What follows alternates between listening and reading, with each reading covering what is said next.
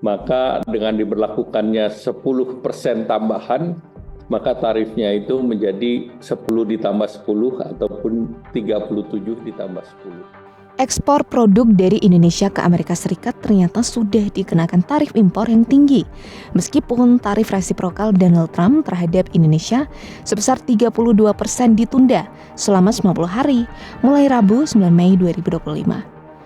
Menteri Koordinator Bidang Perekonomian Erlangga Hartarto menyebut tarif impor AS yang semula berada di kisaran 10% hingga 37% kini meningkat menjadi 20% hingga 47%.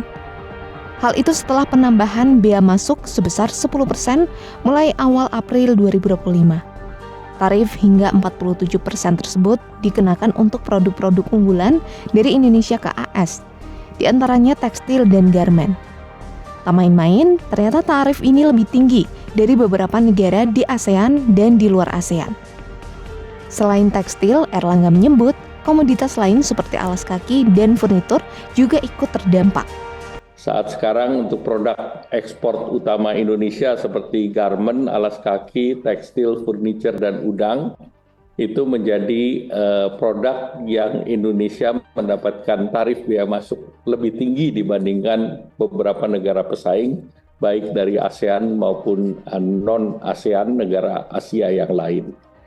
Nah, dengan berlakunya tarif selama 90 hari untuk 10%, maka tarif rata-rata Indonesia yang untuk khusus di tekstil garmen ini kan antara 10 sampai dengan 37%, maka dengan diberlakukannya 10% tambahan, maka tarifnya itu menjadi 10 ditambah 10 ataupun 37 ditambah 10.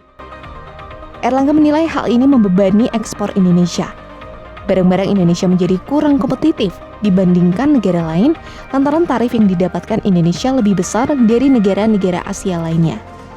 Selain itu, eksportir Indonesia juga terbebani karena para importir di AS tak mau menanggung tarif Trump sepenuhnya. Erlangga menyampaikan pemerintah sedang melobi AS agar menurunkan tarif. Ia juga menyebut Indonesia akan menawarkan kerjasama yang menguntungkan.